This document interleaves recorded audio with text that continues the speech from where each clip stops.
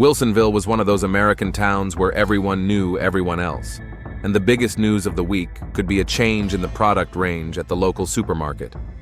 Nestled among the hills of the northern part of the state, the town of 12,000 people lived a quiet life.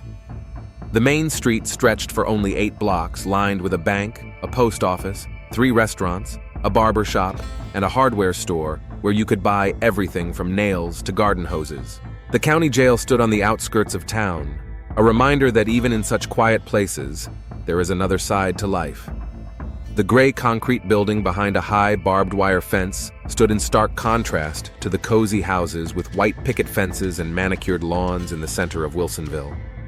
But for most of the locals, the prison was just part of the landscape, a source of jobs and stability for the town's economy. Robert Bob Gaze arrived at work at 7 in the morning as usual. At 48, he looked younger than his age, a tall, fit man with graying temples and a firm handshake. His uniform was always immaculately ironed, his shoes polished to a shine. In his 12 years as head of the county jail, he had earned a reputation as a fair but strict boss. He had 43 employees working under him, guarding 218 inmates. "Good morning, Mr. Gaze," greeted his secretary Doris, a woman in her 60s with a mop of red hair and glasses on a chain. She had worked at the prison longer than anyone else and knew every inmate by name. "Good morning, Doris. What's on the agenda today?" The usual routine. There was a small brawl in Block B last night, but the guys settled it quickly. No one was taken to the hospital, and we have a new arrival who came in late last night. Bob took the folder with the documents. Ross Reeves, 32 years old, convicted of burglary and sentenced to 3 years. Not his first offense. The file contained records of minor offenses dating back to when he was 18. A typical story for a prison of this level. The photo in the file showed a man of average height with dark hair and attentive brown eyes. Something about his face caught Bob's attention, although he couldn't say what it was. Perhaps it was his gaze, not defiant or submissive, but rather inquiring, as if Ross Reeves was assessing the world around him. At the same time, at 34 Maple Street, Susan Gaze was getting her children ready for school. She was the complete opposite of her husband, a short, soft woman with kind eyes and a caring nature. At 45, she still looked attractive, though tired. 2 children, a job as an elementary school teacher, and household chores took up all her time and energy. "Mom, where's Dad?" asked 14-year-old Emma, pouring herself some orange juice. "At work, honey. He left early this morning." Her son Michael, who was 11, looked up from his bowl of cereal. "He's always at work, even on weekends." Susan felt a familiar pang of anxiety. Bob had indeed been spending more and more time at work. He used to try to be home for dinner, but in recent months, he had been staying late, citing paperwork and personnel problems. Their conversations had become superficial, and their intimacy had all but disappeared. "Daddy works hard to provide for our family," she told the children, repeating the phrase she had been saying to herself more and more often. At the prison, Bob made his rounds. It was his daily routine to personally inspect all the rooms and talk to the inmates and staff. This approach helped him keep his finger on the pulse and prevent problems before they arose. In Block A, he was met by guard Tommy Reynolds, a 29-year-old who had been working at the prison for 4 years. Tommy was a reliable employee, attentive but not cruel, able to find a way to get through to any inmate. "How's the new guy?" Bob asked, nodding toward cell number 17. "Quiet, keeping to himself, but no problems. Seems to know the rules of the game." When they reached the cell, Ross Reeves was sitting on his bunk reading a worn book. Hearing the footsteps, he looked up and met Bob's gaze. For a moment, there was silence, filled with some kind of incomprehensible tension. "How are you settling in, Reeves?" Bob asked, trying to keep his tone professional. "Fine, sir. Thanks for asking." Ross's voice was soft and cultured, unlike most of the inmates, who were used to the rough language of the streets. Bob noticed that the man's hands were clean, and his nails were neatly trimmed. Even in a prison uniform, he looked dignified. "If you have any problems, talk to the guards," Bob said and moved on. But for some reason, he looked back. Ross was still watching him, and there was a knowing look in his eyes, as if he understood more than he was saying. The rest of the day passed in the usual routine. Bob sorted through paperwork, held staff meetings, and dealt with minor administrative issues. But his thoughts kept returning to the new inmate. Something about Ross Reeves set him apart from the others, and it bothered Bob. When he got home that evening, he found his family at the dinner table. Susan warmed up his plate as always. "How was work?" she asked, pouring coffee. "The usual. We got a new inmate." "Dangerous?" "No, just petty theft. Nothing serious." Bob noticed his wife studying his face. In recent months, she had become more attentive to his mood, as if she sensed that something had changed. He tried to act normal, but sometimes he caught her staring at him. "You look tired," Susan said. "Maybe you should take some time off?" "I can't right now. Too much to do." After dinner, Bob locked himself in his home office, pretending to work on some documents. In reality, he sat in his chair and thought about his life. 20 years of marriage, 2 children, a stable job, respect in the community, everything one could dream of. But why did he feel so lonely? In recent years, he had been asking himself more and more questions about himself, his desires, and what he really wanted from life. Sometimes, his gaze lingered on men longer than it should have. Sometimes he caught himself having strange thoughts, which he immediately tried to dismiss. The next day, Bob was making his rounds again. As he passed cell number 17, Ross looked up from his book again. "What are you reading?" Bob asked, stopping. "Hemingway, For Whom the Bell Tolls. I got it at the library." "Good book. Have you read it?" "A long time ago, in college." They talked about literature for a few minutes. Ross turned out to be a well-read man, capable of holding an intellectual conversation. This was unusual for this place. Tommy Reynolds watched the conversation with some surprise. Usually, the warden didn't linger at the visiting cells to talk about books, but he said nothing. Mr. Gaze was a good boss, and if he wanted to talk to an inmate about literature, that was his prerogative. Over the next few weeks, such conversations became regular. Bob found reasons to pass by Ross's cell, and they discussed books, the news, and philosophical questions. Gradually, Bob realized that he was looking forward to these meetings. Ross was an intelligent, subtle conversationalist and an understanding person. With him, he could talk about things that were never discussed at home. Susan noticed the changes in her husband before he did. Bob became more pensive and distracted. Sometimes she would catch him staring into space with a mysterious smile. He would respond evasively to questions about work, and his stories became less detailed. One evening, as they lay in bed, she decided to talk to him. "Bob, is everything okay? You've been acting strange lately." "Everything's fine. I'm just tired from work." "You can talk to me if something's bothering you." He turned his back to her. "I need to sleep. Tomorrow is a hard day." Susan lay in the dark, feeling the gap between them grow. Something was happening to her husband, but she couldn't figure out what. And that scared her more than she was willing to admit. 6 weeks had passed since Ross Reeves arrived at the county jail, and the routine of the facility had taken on new, subtle nuances. Bob Gaze found that his daily rounds were getting longer, especially in Block A.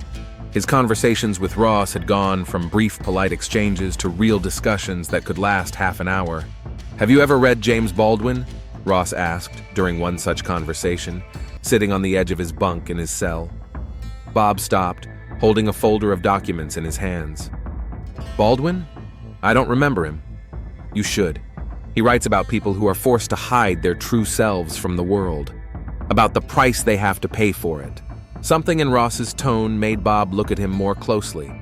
A flash of understanding crossed the prisoner's brown eyes, as if he knew more than he was saying. "Maybe I'll find time to read it," Bob replied, feeling strangely excited. "I can lend it to you. I have Giovanni's room. It's a very moving book about inner conflict." Bob took the book, and their fingers touched briefly. An electric shock ran through his arm, and he quickly pulled it away. Ross noticed his reaction and smiled slightly, not mockingly, but with understanding. Tommy Reynolds watched the scene from around the corner of the hallway. As an experienced prison guard, he was accustomed to noticing the slightest changes in the behavior of both inmates and staff. It was unusual for the warden to spend so much time with one particular inmate. But so far, he hadn't seen anything inappropriate, just conversation. However, After a few days, Tommy noticed other oddities. Ross Reeves was receiving better food from the administration. He had been transferred to a solitary cell under the pretext of good behavior, and he was allowed extra time in the library. Each of these privileges was not out of the ordinary on its own, but together they painted a picture of special treatment. That evening, Bob sat at the kitchen table reading Giovanni's Room. The book was about a young American in Paris struggling with his sexuality and his feelings for another man. Each page resonated painfully with Bob's own experience. "What are you reading?" Susan asked, peering over his shoulder. Bob snapped the book shut. "Work. Nothing interesting." "That doesn't look like a work document," she remarked, seeing the cover. "One of the inmates recommended it. I want to understand what they read so I can better understand their psychology." The lie sounded unconvincing even to himself, but Susan didn't press the issue. She had noticed more and more how her husband avoided her gaze and quickly changed the subject when the conversation turned to work. The following week, something happened that changed everything. Bob was doing a late round. Most of the inmates were already asleep, and the corridors were dimly lit by night lamps. As he passed Ross's cell, Ross called out to him, "Mr. Gaze, can I have a minute?" Bob stopped. "Is something wrong?" "Something?" "No, I just wanted to thank you. For the books, for the conversations. It's not often you meet someone here you can talk to openly." "You're welcome. I appreciate our conversations too." Ross moved closer to the bars. In the dim light of the corridor, his face seemed softer, younger. "You know I'm gay, don't you?" The direct question caught Bob off guard. "That's none of my business." "But you knew. I saw it in your eyes from the first day. You recognized something familiar in me." Bob's heart was pounding. "What are you talking about?" "About how we're both hiding our true selves. About how you're married with children, but that doesn't make you happy. About how you look at me the way a prison warden shouldn't look at an inmate." Bob took a step back. "You're wrong." "Wrong? Then why are you blushing? Why are your hands shaking?" Indeed, Bob's hands were shaking. He clenched them into fists, trying to control himself. "This is wrong," he whispered. "What's wrong? Feeling what you feel, or living a lie?" Ross reached through the bars, barely touching Bob's fingers. This time, Bob didn't pull his hand away. "I'm not me," Bob began. "I know, but that doesn't mean your feelings are wrong. It means you've spent your whole life suppressing them." Bob couldn't sleep that night. He lay next to his sleeping wife and thought about Ross's words, about the touch of his fingers, about how, for the first time in many years, he felt understood. The next few days were agonizing. Bob avoided Block A, but he couldn't stop thinking about Ross. His work suffered. He became distracted and irritable. At home, he hardly spoke to his family, retreating to his study and sitting there for hours, staring at a single point. "Is Dad sick?" his son Michael asked one day. "Dad's tired," Susan replied, but she didn't believe her own words. She could see her husband was suffering, but she didn't know why and couldn't help him. A week later, Bob's resistance broke down. He came to Ross's cell late at night when the guards were changing shifts. "I've been thinking about what you said," he said quietly. "And? I don't know who I am. I don't know what I want.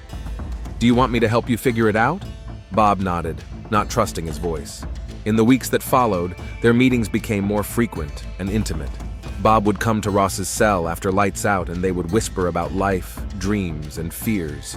Ross told him about his childhood in a dysfunctional family, how he realized his sexuality at an early age, and how much pain it had caused him. Bob shared his doubts, his feelings of emptiness in his marriage, his fear of his own desires. "I first realized I was different from others when I was 16, Bob said during one of these conversations. "There was a school friend, Dan. I couldn't stop thinking about him, but I thought it was just friendship." "And now you understand what it was?" "Now I realize that I've been running away from myself my whole life." One night, when they were talking particularly candidly, Ross reached through the bars and touched Bob's cheek. Bob didn't pull away. What's more, he clung to that touch as if dying of thirst for water. "What's happening to us?" Bob whispered. "What was meant to happen," Ross replied. "We're finding each other." Tommy Reynolds began to notice that his boss was staying late at work. Sometimes, when making his night rounds, He would see the light on in Bob's office even after midnight. But when he looked in, the office was empty. It was strange, but Tommy didn't yet connect his observations with his boss's behavior around Reeves's camera. At home, the tension was mounting. Susan could no longer ignore the changes in her husband. He had become cold and distant, often coming home late under the pretext of working overtime. Their physical intimacy had virtually ceased. "Bob, we need to talk," she said one evening after the children had gone to bed. "About what?" "About us. About what's going on in our marriage." "Nothing's going on. I've just got a lot of work." "Don't lie to me. I've been married to you for 20 years. I can see you're hiding something from me." Bob felt panic rising. "You're being paranoid." "Paranoid? Bob, you haven't touched me in 3 months. You avoid my gaze. You've become a different person." "Maybe I'm just tired of this life," he blurted out. The words hung in the air like a slap. Susan turned pale.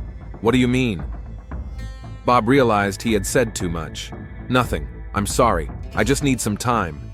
"Time for what? Are you seeing someone else?" No, of course not." Technically, it was true, but the lie still burned his tongue. Susan looked at him for a long time, studying him, then nodded. "Okay, but if you decide to talk honestly, I'll be here."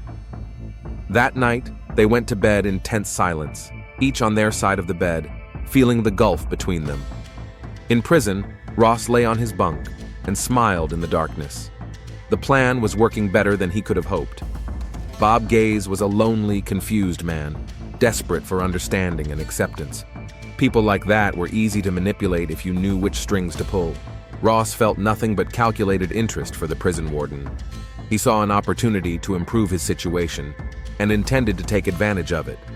The emotional attachment Bob displayed was a tool that could be used.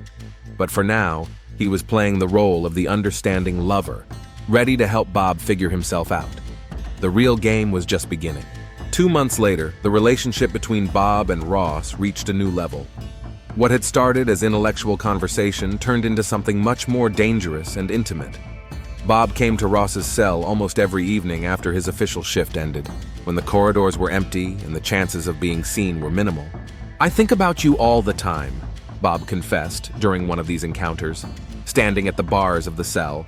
"It's driving me crazy." Ross moved closer, so that only the iron bars remained between them. "And what do you think?" "About what it would be like to be with you for real. Not like this, not in secret. You want to be with me?" Bob nodded, unable to say it out loud. The admission was difficult for him. He had suppressed these feelings his entire life, considering them wrong and shameful. Ross reached through the bars and touched his face. "I want to be with you too, Bob. But you understand my position, don't you? I'm a prisoner here, and you're the warden. If anyone finds out, no one will find out. I'll be careful. I believe you, but I'm scared. If it comes out, I'll be transferred to another prison or worse, sent to solitary confinement, and you'll be fired and possibly charged." Bob squeezed Ross's hand through the bars. "I won't let that happen. I'll protect you." "How?" "I don't know yet, but I'll find a way, A satisfied spark flashed in Ross's eyes, which Bob didn't notice. The prisoner knew that his boss's emotional dependence had reached the right point. Now he could begin the next stage. "Bob, I have a problem," Ross said a few days later. "My cellmate has been transferred, and now they want to put Jack Molina in with me." Bob frowned. Jack Molina was one of the most unpleasant inmates, an aggressive, violent man serving time for aggravated assault. "Is that bad?" "Very bad. He hates gay people. If he finds out about me, he could hurt me or even kill me. It's happened before." Bob felt a chill in his stomach. The thought of Ross being in danger was unbearable. "What can I do?" "Can you keep me in solitary confinement? Refer to my good behavior or medical reasons." The next day, Bob signed the papers to transfer Ross to a solitary cell in the special regime block under the pretext of rewarding good behavior. This decision surprised the staff. Usually, people were sent to such cells either for violations or under special circumstances. Tommy Reynolds took note of this transfer. Over months of observation, he had formed a fairly complete picture of Ross's strange behavior. Ross Reeves received better food, extra time in the library, and now a solitary confinement cell in the best block. And Mr. Gaze began to spend more and more time in the prison, often staying late. One evening, Tommy decided to check out his suspicions. He stayed after his shift under the pretext of finishing his reports and began to observe. At 10:30, he saw Bob Gaze heading for the special regime block. Tommy cautiously followed him. What he saw shocked him. The warden was standing outside Ross Reeves's cell, and they were talking quietly. But it wasn't the conversation that mattered. It was the way they looked at each other, how close they stood to the bars, how their hands reached out to each other through the bars. Tommy quietly backed away, feeling his heart pounding with shock. He realized he had witnessed something serious and potentially devastating. But what was he supposed to do with this information? Meanwhile, Bob's relationship with his family continued to deteriorate. He became even more distant and distracted. Susan caught him smiling for no reason or staring thoughtfully out the window several times. When she tried to talk to him, he responded with one-word answers or didn't listen at all. "Mom, does Dad not love us?" Emma asked one day as she and her mother were making dinner. "Of course he does, honey. He's just having a lot of problems at work. He doesn't even look at us at dinner, and he never plays basketball with Michael anymore." Susan felt her heart sink. The children had also noticed the change in their father. That evening, she decided to have a serious talk with him. "Bob, the kids are asking why you've been so cold to them." Bob looked up from the documents he was reading in the living room. "What?" "Emma thinks you don't love her. Michael stopped asking you to play with him because you always say no." For the first time in weeks, Bob's face showed guilt and pain. "I didn't mean to." "Then what's going on? Bob, I'm your wife. We can get through anything together, but only if you're honest with me." Bob closed his eyes. How could he explain to his wife that he had fallen in love with a man in prison? That for the first time in his life, he felt alive and understood? That their marriage now felt like a prison to him? "It's complicated," he said finally. "Then explain. Are you having problems at work? Financial difficulties? Health issues?" "No, it's not that." "Then what is it?" Bob looked at his wife, a kind, caring woman who loved him and wanted to help, and he realized he couldn't tell her the truth. Not because he didn't trust her, but because the truth would destroy her world, just as it had destroyed his own. "I need time to figure things out," he said. "How much time, Bob? A month? A year? The rest of your life?" He didn't answer, and Susan knew the conversation was over, but she decided she would watch him more closely. Something was going on with her husband, and she was going to find out what it was. In prison, Ross felt it was time to take the next step. Bob's emotional dependence was strong enough that he was willing to make big concessions. "I have a problem with Dave Coulson," he told Bob during one of their meetings. Coulson was an inmate who worked in the prison kitchen and had a reputation for being able to get contraband. "What kind of problem?" "He knows about us." Bob turned pale. "What?" "He's seen us talking. He's hinting that he'll tell the other inmates or the guards if I don't pay him." "Pay him with what?" "Money, cigarettes, privileges. You know how it works." Bob certainly did. The prison economy was built on services and bribes. If Coulson really suspected something, he could make their lives a living hell. "What do you want me to do?" "Maybe you could make sure I have the means to solve this problem? A small amount of money in my prison account, some extra privileges at the commissary?" Bob hesitated. What Ross was asking for was a direct violation of the rules. But the alternative, exposing their relationship, seemed even worse. "How much?" $300 should be enough to start with, and access to extra items in the commissary. The next day, Bob transferred the money to Ross's prison account, indicating reward for assistance with administrative work on the documents. He also instructed the commissary staff to give Reeves extended access to goods. But that was only the beginning. A week later, Ross approached him again with a request. "Coulson wants more. He says he saw you kissing me through the bars." It was a lie. They had never kissed, only touched hands. But Bob was so terrified of being exposed that he couldn't think straight. "How much this time?" $500, and he wants to be transferred to a lighter job. Maybe the library? Bob complied with this request as well. Then came others. Money for other inmates who were getting suspicious, better food, extra hours for phone calls, access to a TV in his private time. Each time, Ross explained the requests as necessary to keep their relationship secret, and each time Bob agreed. He didn't realize he was the victim of skillful manipulation. Tommy Reynolds saw all these changes and began to gather facts. The strange behavior of the warden, the unusual privileges for one prisoner, the money transfers to prison accounts. It all added up to a disturbing picture. But he wasn't ready to act yet. Accusations against the warden required ironclad evidence. One evening, when Tommy stayed behind after his shift to keep watch, he witnessed a scene that finally convinced him that something was wrong.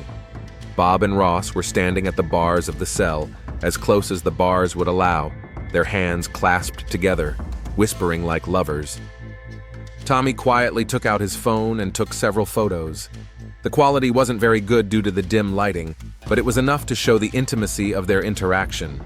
Now he had proof. The question was what to do with it. At home, Susan's patience was running out. She decided to follow her husband and find out what was going on. One evening, when Bob stayed late at work again, she got in her car and drove to the prison. When she pulled up to the building, she saw her husband's car in the parking lot, but the administrative offices were dark. This was strange. If Bob was working on paperwork, the lights in his office should have been on. Susan parked in the shade and waited. Around midnight, she saw her husband come out of the building. He looked excited, even happy, an expression she hadn't seen in months. When Bob drove away, Susan stayed in her car, trying to figure out what was going on. Her husband clearly wasn't working on paperwork, so what was he doing at the prison so late? An unpleasant suspicion began to form in her mind. Maybe he was having an affair with someone at work, a secretary, a security guard. That would explain his strange behavior, his coldness at home, his constant delays at work. The next day, she decided to take action. Susan knew Doris, the prison secretary. They sometimes met at social events. Maybe she knew something. "Doris, how's Bob doing at work?" Susan asked when she ran into the secretary at the supermarket. "He's fine, dear. He has been very pensive lately, though, and he stays late a lot." "Yes, he comes home very late. Does he have a lot of overtime?" Doris looked puzzled. "Overtime? No more than usual. The paperwork is the same. Maybe there are personnel issues? No particular problems. The only thing I've noticed is that he's been paying a lot of attention to one inmate. Reeves, I think. He spends a lot of time in the cells." Susan felt something cold stir in her stomach. An inmate? Yes, it's a little strange. Mr. Gaze doesn't usually single anyone out, but this Reeves has been getting a lot of privileges over the last few months. After that conversation, Susan couldn't think about anything else. What could connect her husband to an inmate? Corruption? Or something even worse? That evening, she tried to gently question her husband. "Bob, Doris said you have a problem inmate who you're paying a lot of attention to." Bob froze with his fork halfway to his mouth. What exactly did she say? "She just mentioned some guy named Reeves. She said you talk to him a lot." "It's part of my job to talk to prisoners. But not one particular prisoner that often, right?" Bob put down his fork. "Susan, are you watching me?" "No, I'm just worried about you. You've changed, Bob, and people are noticing." "What people?" "Doris, the kids, me, everyone who knows you." Bob got up from the table. "I need to get back to work." He went into his study, leaving Susan sitting alone with a growing sense of unease. Something was going on with her husband, and it had something to do with an inmate named Reeves. But what? In prison, Ross lay on his bunk and planned his next move. Bob was completely under his control, willing to do anything to preserve their relationship. But Ross knew it couldn't go on like this forever. Sooner or later, someone would notice too many violations and start asking questions. Maybe it was time to raise the stakes. The crisis point came on a cold November morning. Bob arrived at work feeling a heaviness in his chest that had not left him for several days. He had hardly slept the night before, tormented by a sense of impending disaster. Everything was falling apart, and he didn't know how to stop it. "Mr. Gaze, the assistant district attorney is asking for you," Doris said as he entered the administrative section. "Mr. Harris is here on some urgent business." Bob's heart skipped a beat. James Harris was the assistant district attorney, a man who was only seen in prison when something serious was going on. Did he say what it was about? No. He just asked to see you urgently. Bob walked into his office, where Harris was already waiting for him, a thin man in an expensive suit with piercing gray eyes. James, what brings you here so early? Bob, we need to talk. We have information about violations at your facility.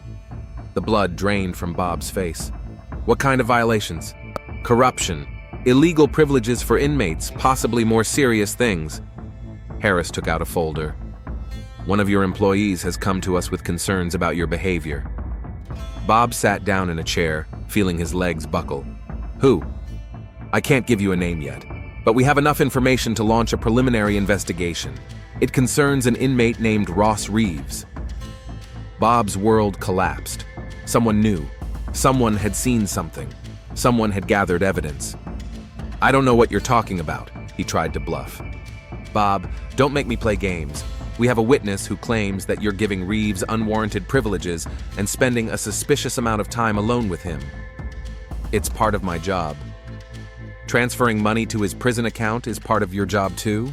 A solitary cell in the special treatment unit with no violations on his part? Extra time in the library and commissary? Harris knew too much. Someone wasn't just watching. Someone was keeping detailed records. I can explain everything. Then explain. But first, I must warn you that if the investigation confirms serious violations, you will be suspended from duty and may face criminal charges. Bob closed his eyes. Everything he feared was happening. His career was over. His family would find out the truth. The whole town would be talking about the scandal. I need time to think. You have until tomorrow morning. Come to the prosecutor's office at 9 a.m. for an official interview. And Bob, don't try to contact Reeves or influence any potential witnesses. You're being watched. When Harris left, Bob remained sitting in the empty office, realizing that his life was falling apart. But the worst part was that Ross would suffer too. He would be transferred to another prison, possibly with additional charges. And if the truth about their relationship came out, he could be killed in any prison in the country. Bob couldn't let that happen. He had to protect Ross, as he had promised. He spent the rest of the day in a daze, going through the motions of his duties. In the evening, when most of the staff had gone home, he headed for Ross's cell. "We have a problem," he said without preamble. Ross got up from his bunk. There was no surprise or fear in his eyes, only cold attention. "What kind of trouble?" "The prosecutor's office knows about us. They're calling me in for questioning tomorrow." "Who ratted us out?" "I don't know. But they have evidence, money transfers, privileges, a witness who saw us meeting." Ross approached the bars. "What are you planning to do?"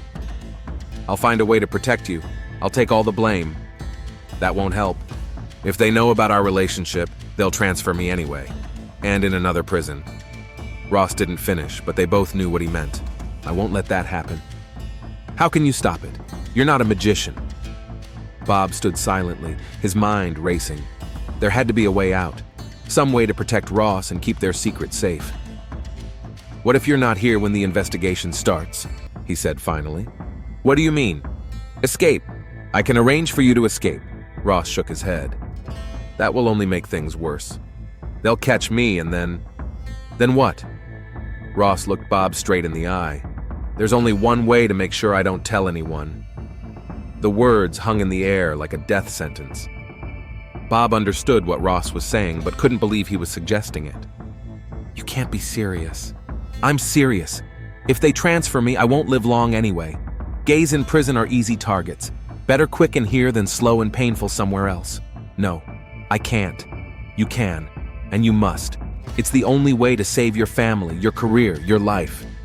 Bob recoiled from the bars. "This is madness." "It's practical. Think about it, Bob. If I die here under circumstances not directly related to you, the investigation will lose its key witness.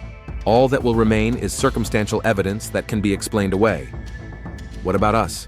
Our feelings?" Ross laughed, short and bitter. "What feelings, Bob? You think I love you?" The words hit him like a slap in the face. "What?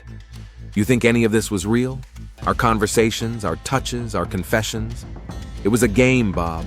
A way to get privileges and an easy life in prison." Bob felt the world crumbling around him. "You're lying." "I'm not lying. You were a convenient tool.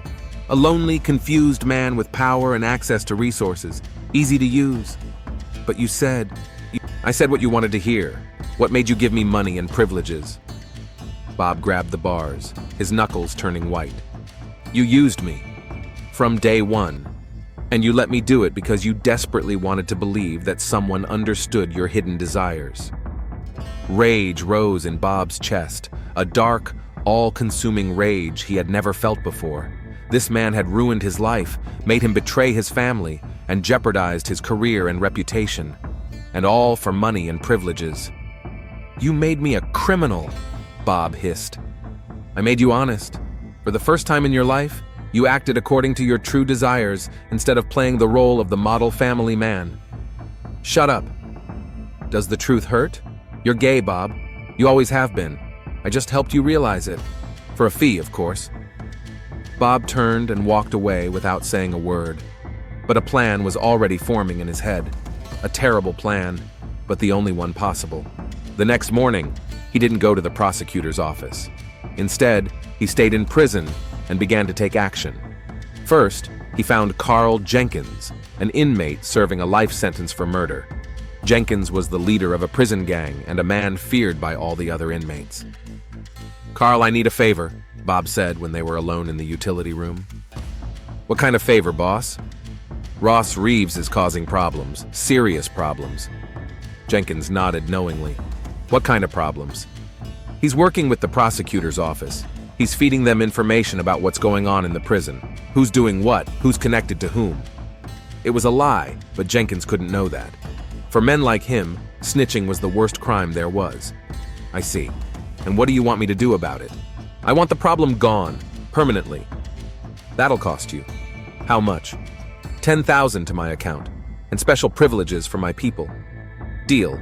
But it has to look like an accident or a fight. Of course, we're professionals. That evening, Jenkins gathered his men, 3 inmates willing to do anything for money and protection.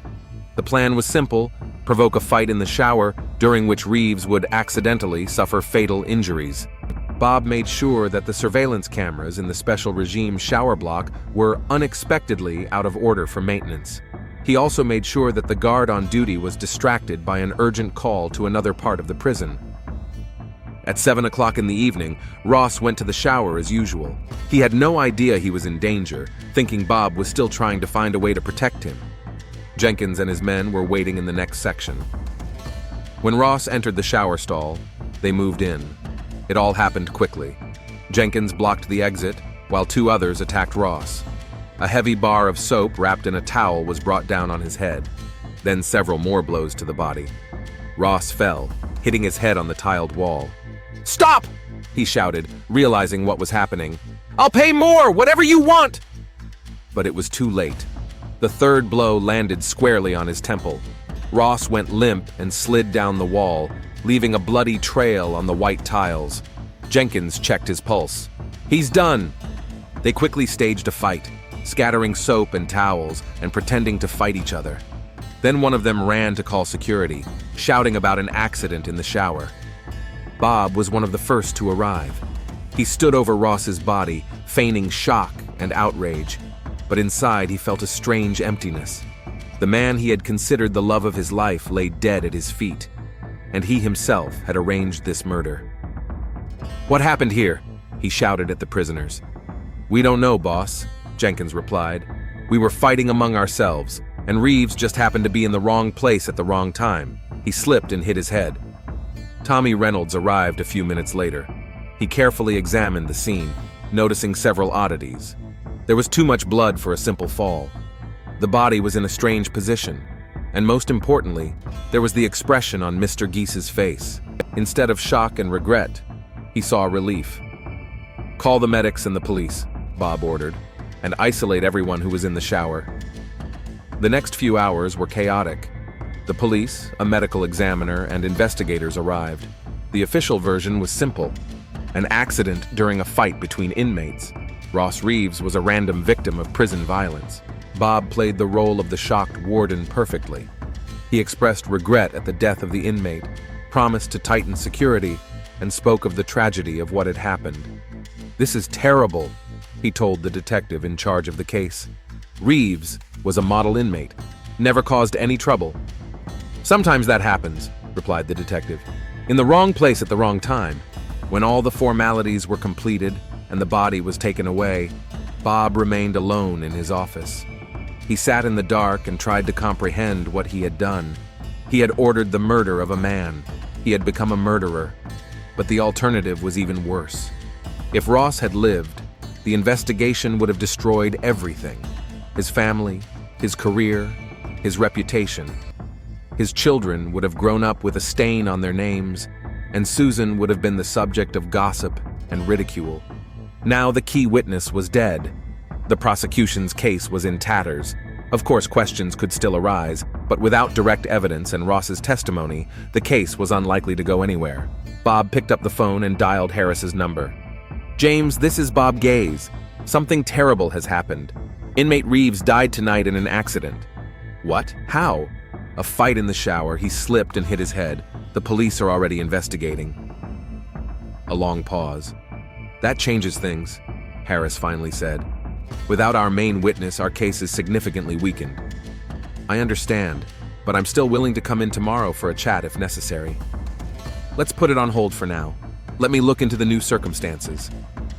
Bob hung up the phone and felt something like relief for the first time in months. The plan had worked. Ross was dead, the investigation was closed, and his family was safe. But why did he feel so empty inside? He arrived home late at night. Susan was waiting for him in the kitchen. "Bob, what happened? You look terrible." "There was a tragedy at work. One of the inmates died." "My God, how?" "An accident in the shower. Very sad." Susan hugged her husband. "I'm so sorry. I know how hard it is to lose people under your care." Bob let his wife hug him, feeling the irony of the situation.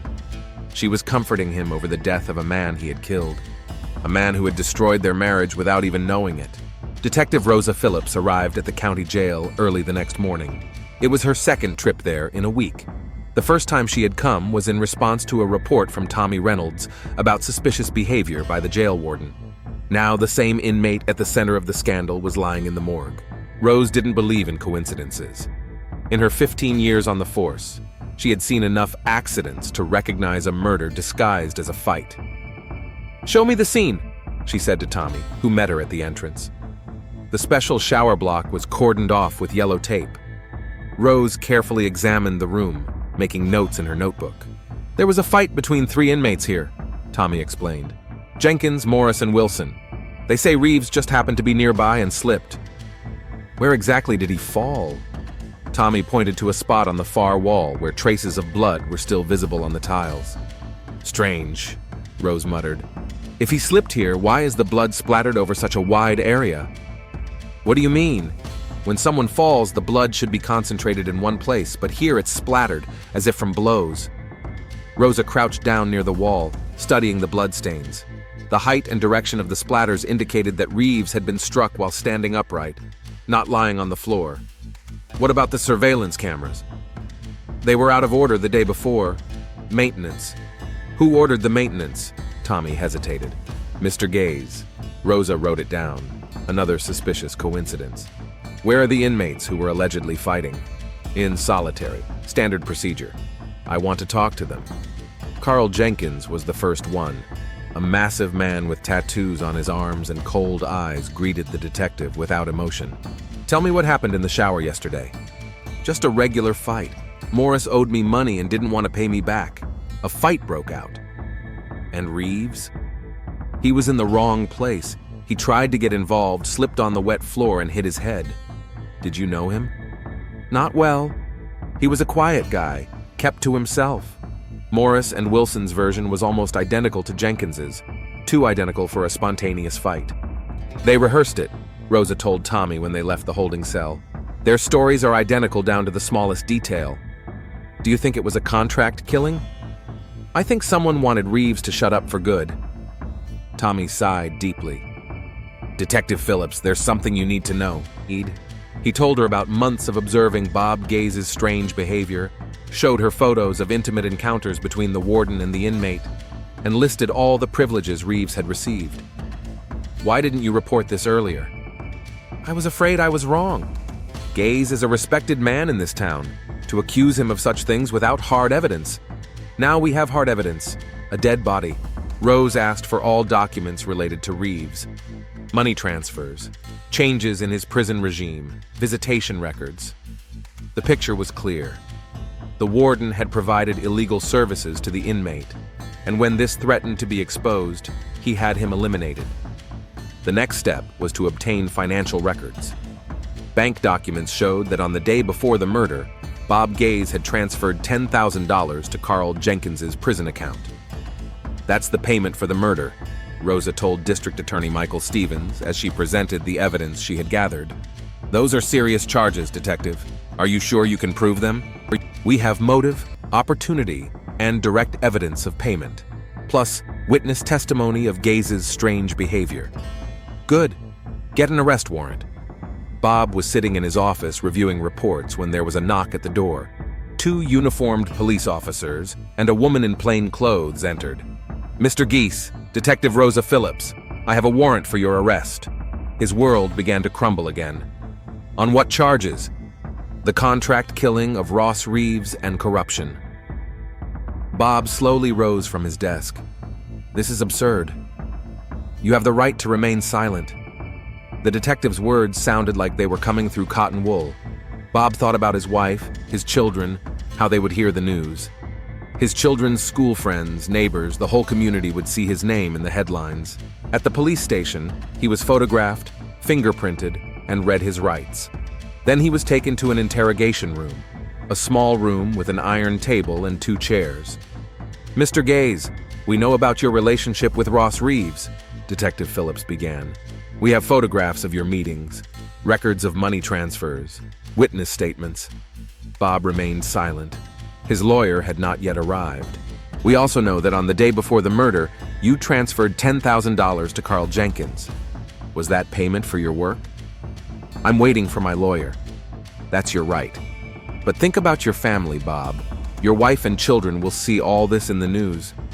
Maybe it's better to tell the truth now." The mention of his family made Bob raise his head. "What do you mean?" "Cooperation could reduce your sentence, life instead of the death penalty." "Death penalty?" "Murder for hire in Texas is punishable by death, Mr. Gaze." An hour later, the lawyer arrived, an expensive criminal specialist whom Susan had found at the last minute. Robert Clark was a man with a reputation for winning hopeless cases. "Don't say another word," he said to Bob. "Detective, my client is ready to hear a plea bargain. Full confession in exchange for life without parole." Clark shook his head. "Not enough. My client is willing to admit corruption, but not murder. We have evidence. Circumstantial. A good lawyer can pick holes in it." Rose knew he was right. The case was strong, but not ironclad. Without Bob's confession or Jenkins's testimony, there was always the possibility of an acquittal. Meanwhile, news of the warden's arrest spread throughout Wilsonville. Susan learned about what had happened from a phone call from a friend. "Susan, have you seen the news? They're saying Bob's been arrested." She turned on the TV and saw footage of her husband in handcuffs being led to a police car. The newsreader was talking about corruption, an illegal relationship with an inmate, and a contract killing. Emma and Michael came home from school and found their mother crying in the kitchen. "Mom, what's wrong?" "Dad's been arrested." "For what?" "How do you explain to children that their father is a murderer, that he was in an intimate relationship with a male prisoner, that their whole life was a lie?" "I don't know all the details, but it's very serious." Over the next few days, details of the case leaked to the press. Photos of Bob and Ross behind bars appeared on the front pages of newspapers. Journalists besieged the Geese family home, trying to get comments from the family. Susan realized she could no longer stay in Wilsonville. Neighbors looked at her with disapproval, and the children at school teased Emma and Michael. She filed for divorce and started looking for a job in another state. On the 3rd day of his detention, Bob agreed to a deal. Life imprisonment without parole in exchange for a full confession. "I arranged the murder of Ross Reeves," he said in court, reading a statement prepared by his lawyer. "I abused my position by giving him illegal privileges. When the threat of exposure became real, I paid other inmates to kill him." The judge accepted the guilty plea and handed down the sentence. Bob Gaze was sentenced to life in a maximum security federal prison. Carl Jenkins and his accomplices also received additional sentences for their involvement in the murder. A month later, Susan moved with her children to Oregon, where she found a job at a private school. She took her maiden name so that her children could start a new life without the stigma of their father's disgrace. Bob spent his first months in prison in solitary confinement for his own safety. Killers of police officers and prison wardens were not popular among inmates. He read letters from his wife, at first full of pain and incomprehension, then cold and formal, and finally they stopped altogether. The divorce was finalized in absentia. Detective Rosa Phillips was promoted for solving the high-profile case, but sometimes she thought about Ross Reeves, the young man who had played with fire and been burned. No one deserved to die for blackmail, no matter how cynical it was. Tommy Reynolds was transferred to another prison with a promotion to senior guard. He never again remained silent when he saw violations. Wilsonville slowly recovered from the scandal. The new warden introduced strict rules against corruption and abuse. But the townspeople would long remember the story of how a forbidden passion led to murder in their quiet, respectable community.